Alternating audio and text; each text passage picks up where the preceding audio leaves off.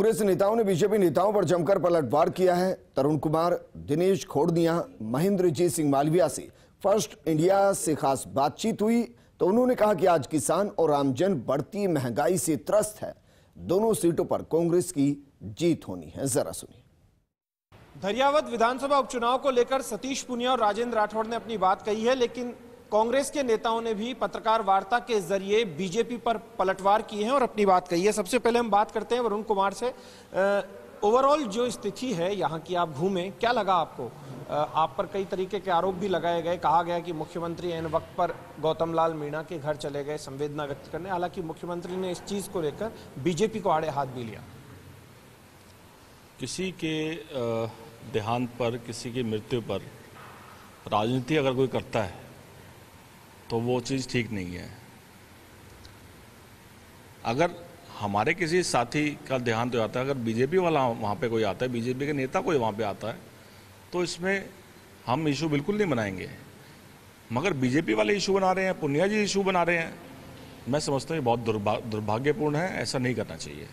आरोप प्रत्यारोप का दौर चला, इन्होंने आप पर आरोप लगाए, लेकिन इन सबसे परे इन्होंने कल सभाओं को लेकर कहा कि आप लोग आंगनबाड़ी वर्कर्स की सभा को बुला रहे हैं, स्कूली बच्चों को सभाओं में बुलाते हैं। इस तरीके के आरोप आज प्रेस कॉन्फ्रेंस के जरिए लगाए। देखिए, अशोक गहलोत जी लोकप्रिय मुख्यमंत्री हैं, जन जन के लाडले हैं और जहाँ पर भी जाते हैं तो जन जन उनको सुनने आता है, उनको देखने आता है। इसमें कोई सच्चाई नहीं है कि कोई जबरदस्ती लाया गया है या कोई पर्टिकुलर एक वर्ग को लाया गया है। जनता आई है, उसमें सभी वर्ग आए हैं, महिलाएं भी आई हैं, पुरुष भी आए हैं, व्यापारी भी आए हैं, किसान भी आए हैं, सब लोग आए हैं। उसमें अगर ऐसा हम बोले हैं कि कोई हम पे ये एलिगेशन लगाए कि आंगनवाड़ी या स्कूल के बच्चों को बुलाया गया, मैं समझता हूँ इसमें कोई दम नहीं है। एक बड़ी बात और है, सबसे बड़ा मुद्दा है महंगाई। महंगाई को लेकर, चूंकि आप आदिवासी क्षेत्र से आते हैं, लगातार आदिवासियों के बीच में रहे हैं, महंगाई कितना बड़ा मुद्दा है आदिवासियों के बीच में? मैं अभी गांव से ही आ रहा हूँ।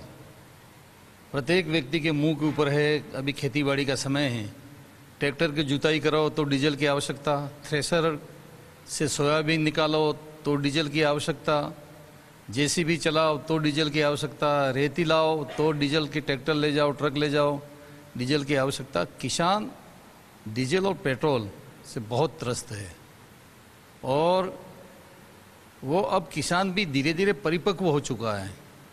वो अपने आप में सब बात समझता है और सबने एक मन में ठान ली है कि केंद्र सरकार की बढ़ती हुई महंगाई को देखते हुए राजस्थान में दोनों सीटों के ऊपर कांग्रेस को जीताना है। ये किसान का आह्वान है। इन्होंने, बीजेपी वालों ने एक आरोप लगाया है, मैं दिनेश खोड़ानिया जी से भी बात करूंगा, लेकिन उससे पहले आपसे एक छोटा सा सवाल यही। वो कहते हैं कि बीटीपी जो है नक्सलवाद को बढ़ा रही है। कभी कहते हैं, बीजेपी कहती है कि बीटीपी नक्सलवाद को बढ़ा रही है और दूसरा कहा जाता है कि बी टीम है कांग्रेस की। इस तरीके की बात भी कही जाती है। क्या लगता है कि यहाँ बीटीपी से या निर्दलीय से आपको कोई चुनौती है? चुनाव के अंदर हर व्यक्ति की, हर पार्टी की अपने आप चुनौती होती है और पार्टी अपना अपना काम करती है। कांग्रेस अपना काम कर रही है।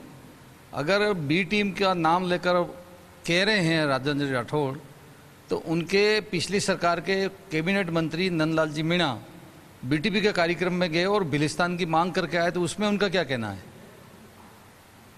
ओवरऑल दिनेश जी, आप यहाँ लगातार घूमे हैं, क्या लगा आपको? अब मुख्यमंत्री की सभाओं के बाद कितना अच्छा रेस्पॉन्स मिला है जनता का, क्योंकि मुख्यमंत्री की बड़ी सभाएं हुई?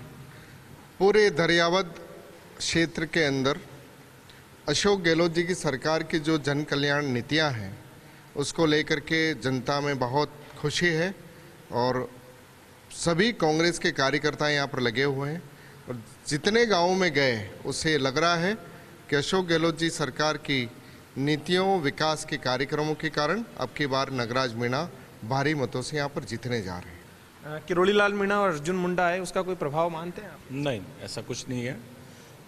कांग्रेस को लोग लाना चाहते हैं, बीजेपी से लोग बहुत ज़्यादा नाराज़ हैं, महंगाई से त्रस्त हैं, बीजेपी की नीतियों से त्रस्त हैं। तो मुझे लगता है कि कांग्रेस, जनता का जो आशीर्वाद है वो कांग्रेस को मिलेगा, नगराज जी को मिलेगा और ऐतिहासिक जीत होगी। पूर्वी राजस्थान का मीणा है किरोड़ी लाल मीणा, या दक्षिण राजस्थान में प्रभाव मानते हैं उनका?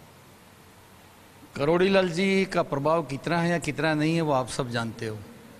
वे खुद तो किसी एक जगह पे रहें, किसका प्रभाव माने, खुद का माने या भारतीय जनता पार्टी का माने या उनका पूरा नया कोई दल बनाया था उसका प्रभाव माने, ये तो एक नाटक है, कोई प्रभाव नहीं है। चलिए आखिर में जिलाध्यक्ष से भी बातचीत करेंगे।